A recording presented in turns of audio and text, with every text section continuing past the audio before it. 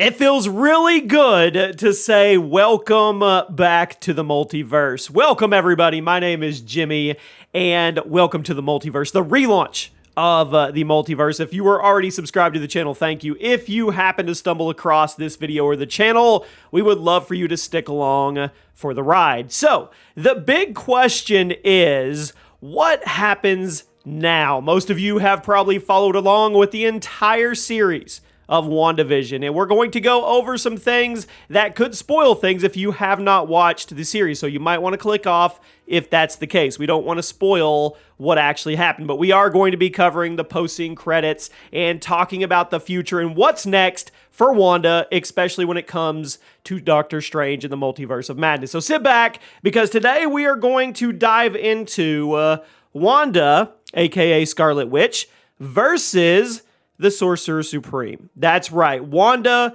versus Doctor Strange, and how this could actually end up happening in more ways than one. You can give us your thoughts in the comment section, what you think is going to happen, the best theories, so on and so forth, and let's get into it. So let's recap really fast, and once again, spoiler alert, so click off if you haven't watched the season finale of WandaVision, and everybody who watched it knows how it ended. Everything kind of tied up with a bow to a degree. White Vision took off once he realized he was Vision, which if you guys want to know what might be happening to White Vision in the future, go check out Wes's video that he put up yesterday. But then we got two post-credit scenes. Now, we're not going to focus on the first one that has to do with Monica Rambeau. That is a connection, as I feel and a lot of other people feel, to Nick Fury and the Sword Base, and we'll get into that in a later video. That's more Captain Marvel connections. Let's go to the one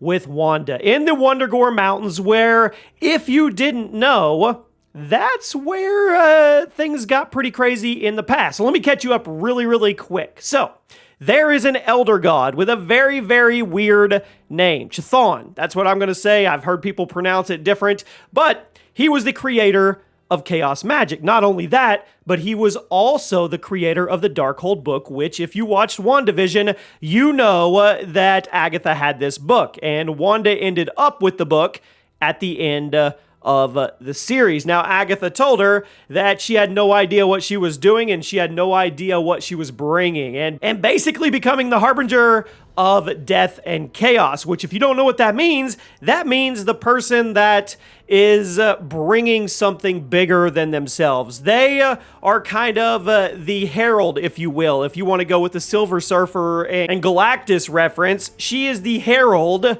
of chaos and death. Well, we know that Chthon was the one that created chaos magic and basically governs over hell. So that's pretty serious, and it could be setting up the next big bad for Doctor Strange. But let's back up, let's digress a little bit, and let's talk about why you are probably going to see two of the strongest beings in the MCU right now go up against each other. So in the post-credit scene, they're in Wundagore Mountains. You hear the Doctor Strange music, giving you the idea that this is a connection, a teaser into Doctor Strange, which we already knew. Wanda's chilling. She's drinking some tea in the front, and you're like, okay. But then you go in the back, and she is astral projecting, going into a deep dive of the Darkhold book. Now, how is she doing this? Well, this was done in the past with Doctor Strange as well. He didn't do it to this level. He didn't do it where he could actually be just kind of going about his business in the front room and then doing that in the back room. He did it where he was lying almost dead on a table, and he was projecting that way. So they give you the sense that Wanda is kind of maybe a little stronger than Strange. We'll get into that in a minute. But the point is, what is she doing back there?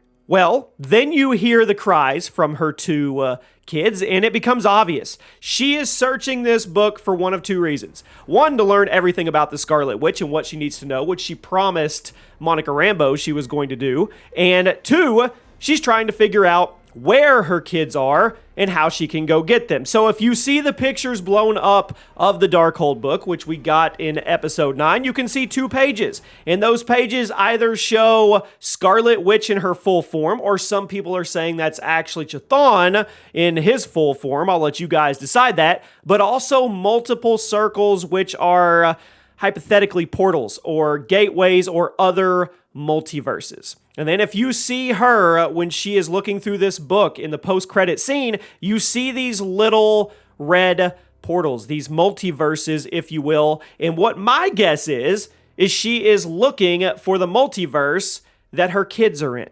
So what does that mean? What consequences could that have? Well, now that she's full-form Scarlet Witch, I think it was before anyway, she doesn't exist in all the multiverses with a different version. She exists as Scarlet Witch, which means she goes to any multiverse, she is the same person. It wouldn't be like her going to another multiverse and meeting another Tony Stark, or her going to another multiverse and meeting another Captain America. When she goes, she will be the same person. There aren't split versions of the Scarlet Witch. Now, she's searching for her kids. Obviously, we know that because we could hear their cries for help. But how does this tie in to Doctor Strange, and why would they end up in this massive battle? Well, it's really simple.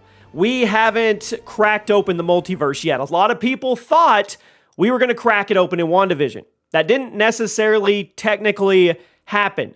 So it has to happen pretty soon, right? Well, it could be happening at the beginning of Doctor Strange. She's looking for her kids and she cracks it wide open to go find them. And of course, the Sorcerer Supreme isn't going to like that. He's not probably going to like the fact that she has the Darkhold book and she's learning all about that because she doesn't know how to control everything yet, and he's responsible for reality. So he's going to approach her. That's my theory. And he's going to be like, look, you just opened all these gateways, all these multiverses. You've created chaos, and now we have to fix it. Not only that, but you are channeling chaos magic, which is directly a derivative from Chthon himself, which is a big baddie, which I'm sure Doctor Strange doesn't want in any way to get a way out of his dimension into the other places, which goes back to the whole Mephisto and all that stuff, the theories of whoever the big bad is, whether it's a culmination of Chthon, Mephisto, whoever, Nightmare. They are stuck somewhere, and they are using Wanda as that transportation to get out of there, which could make him end up being the big bad in Doctor Strange. So my theory is when Doctor Strange approaches Scarlet Witch, well, she's already proven she doesn't care. Get out of her way. She's going to take care of her own, and she's going to do what she does.